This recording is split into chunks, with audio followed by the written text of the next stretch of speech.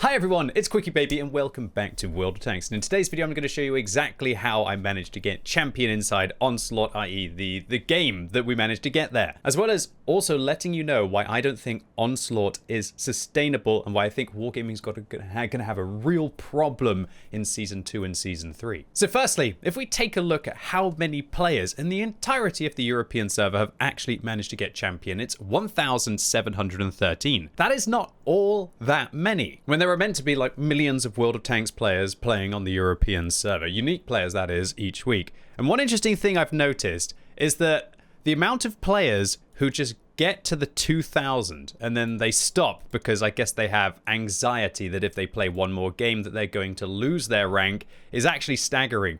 Pretty much about half the players on this list have like only 100 points over the 2,000 cap, showing you that really of the 1,700 people who actually managed to get champion, 2/3 of them aren't really interested in trying to climb to the colossal points requirements that it would take to be able to get the legend rank, of which there are 171 legends currently. Now it's interesting because the amount of legends there can be is based on how many people actually make it to champion. And considering that Wargaming have made it so darn hard to be able to get to champion this season, that's why there are so few people who are going to be able to get the legend rank. And the requirements are really high. People have been playing hundreds, if not thousands of games, with many of the top players having played over 2,500 games over a 5.5 week period to be able to get the legend rank. Those players will have played on average 66 games per day, which when we think every game takes roughly about 4 to 5 minutes, means that they have been grinding Onslaught for 6 hours a day to be able to reach that spot. But look, getting legend or getting champion rank is not what you need to do to achieve the best rewards inside Onslaught. The main reward that most people are looking to achieve is the Hurricane tank, which is effectively a reskin of the CS63, which will also hopefully make extra crew training. Now, to be able to get the Hurricane and get the 12 colors that you would need to receive, that would mean that you would have to get gold rank, i.e. get 4 tokens in each of the 3 seasons. But let me tell you, the competition to be able to get gold alone is actually really stiff. Most of the players that you meet are 55% win rate players, and a lot of them are kind of like sweat lords like me at 60% going in and trying their darn hardest with all of the paid advantages to see exactly where they land. Now, the big problem here is that lots of players who only manage to get the silver rank are frankly just not going to bother with Onslaught to play at least reasonably seriously in Seasons 2 and Seasons 3, because frankly, why would you bother? Unless Wargaming make the weekly rewards better than they already are, then those players might not think that it's worth investing the time because they now no longer have a chance of being able to get the Hurricane tank. This in turn will mean that in Seasons 2 and Seasons 3 of Onslaught, that the quality of the player base might further drastically improve, making it harder and harder and harder to achieve the gold rating or to get those 2,000 points to be able to climb to champion. And considering that, at least in my opinion, it was already a tough ask for the normal World of Tanks player to be able to get close to gold, let alone be able to get champion, I think Wargaming are going to have a real problem on their hands with an already sweaty game mode getting even more sweaty. Anyway, let's play a couple of games to show you what Onslaught is all about and the game that I got champion in. So to get everyone in the Onslaught spirit who doesn't know, this is a 7 versus 7 game mode where there are objectives on the map. Well, not really objectives. It's an encounter cap, which if you cap, you manage to win. And then there are also places that you can take which give you an AoE strike, which does 350 damage, which is very significant, and also a scouting spot, which allow you to spot all of the enemy team. Now, one thing that I really changed my Onslaught, as I was genuinely having a lot of issues on some of these more open maps, is I learnt to play a light tank. And the RHM is very proficient at firstly, guaranteed spotting. So what you do is you start, you press your 7 key, you click the map, and you drop it. And if that was fast, right? And that allows me to see every single vehicle on the enemy team, not just me, but also my entire team at the beginning.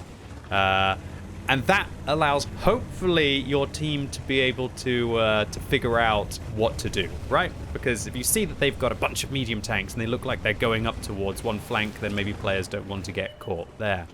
Another thing that I probably should have done here is thought about using the scout plane again to kind of like layer the spots to be able to see if the heavy tanks were coming up for me.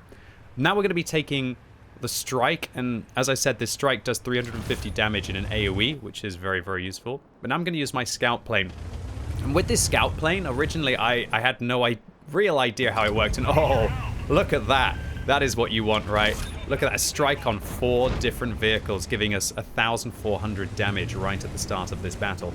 But what I was saying with the scout plane is I didn't actually realize at first, but the scout plane will only light up tanks that are not spotted. So you only ever want to use it on tanks that are not spotted. That sounds weird, but sometimes I thought the scout plane like flew around for 25 seconds if it's at level 3, spotting whoever is in that area. But that's not the case. So sometimes you actually have to wait for them to just not be spotted before you drop the plane down again, and then you can light them up for 25 seconds. This scout plane renders pretty much tank destroyers completely obsolete. But look, let's stop talking about lights and let's talk about how to really win an Onslaught. It's just about getting damage out, and it's about changing engagements into your team's favor. So we have a Super Conqueror here. He was going to struggle. He was going to get caught by all of these vehicles and probably get farmed by the mouse and the Super Conqueror.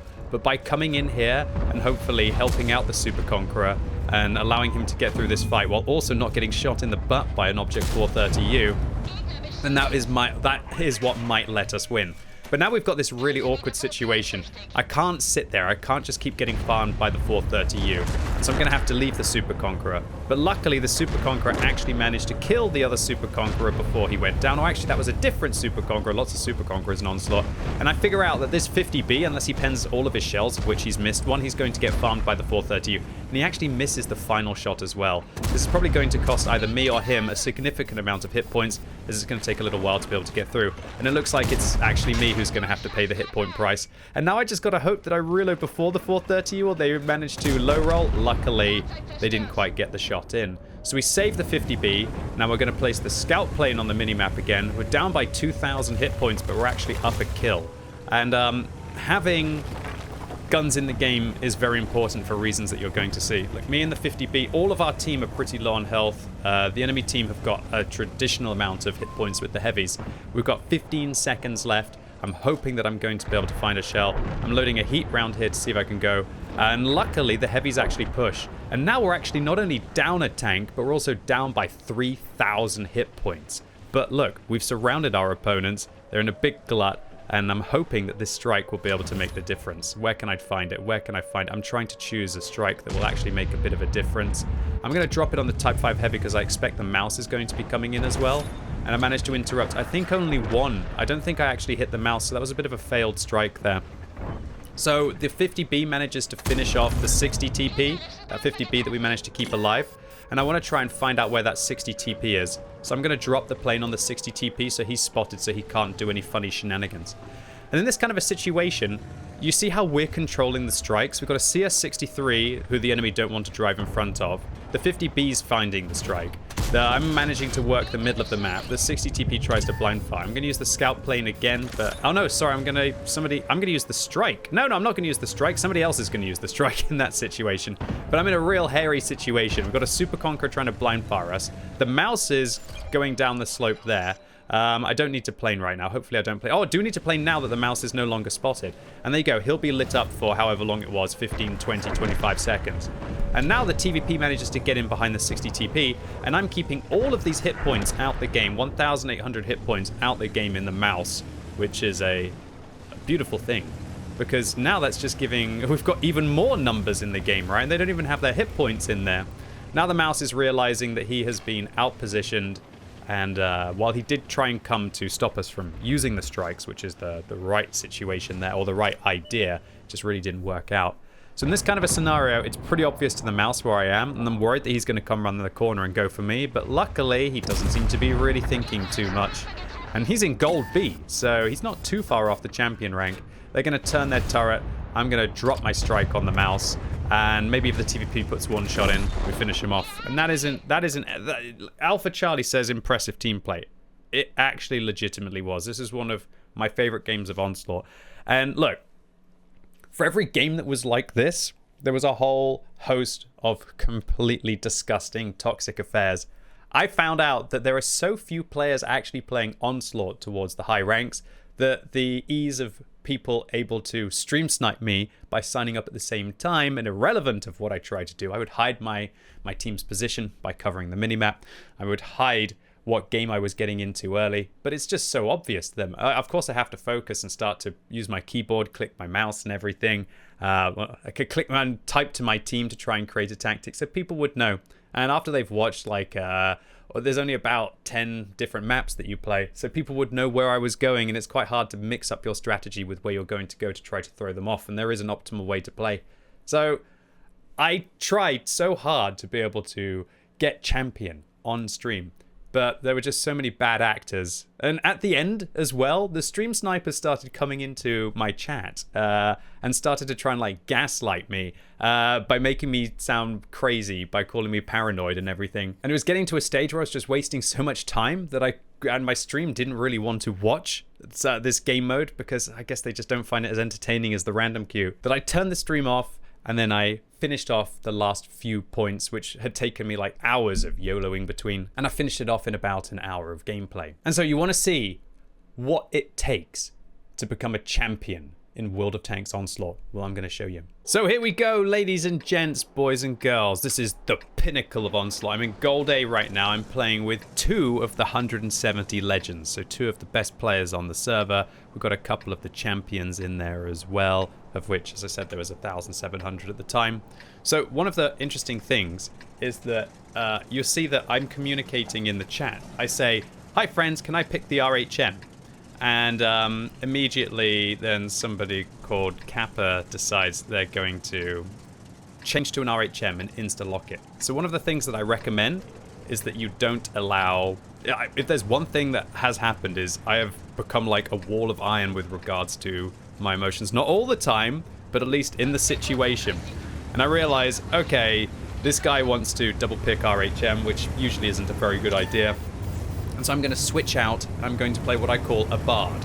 Now, there are a couple of classes in the game which boost your team's effective percentage of skill points. So it's called an Inspire ability, and it will give a 42% bonus to the major qualification, which actually means that you'll get a 21% effective rate of fire bonus for the entire team wherever they are on the map. So it's one of the most powerful abilities, and it also does end up giving you lots of extra points as well. So this is it, ladies and gents. We've got some of the best players on the server. There's a 1 in 170 player legend on the enemy team as well. 3 of the 1,700 champions.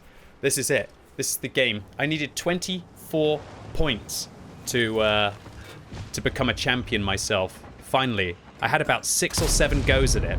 6 or 7 goes where I needed less than 30 points. And each time my team, well, they either trolled or they just didn't quite manage to play. But this is it. This is how you become a champion in Onslaught. I trained so hard for this. Hundreds of games. 10 years of sweat. Yep. That was it. We capped 3 people sitting behind a rock. That's how I got champion in World of Tanks Onslaught. So for all of those years where players were trolling me, saying, oh, cap points, oh, they're QB points, back in the day, because people figured out that if you went inside the cap circle, you used to be able to pad one of the original measures of World of Tanks skill, which was called efficiency. And cap points actually were put into the equation, which was kind of a bit of a joke.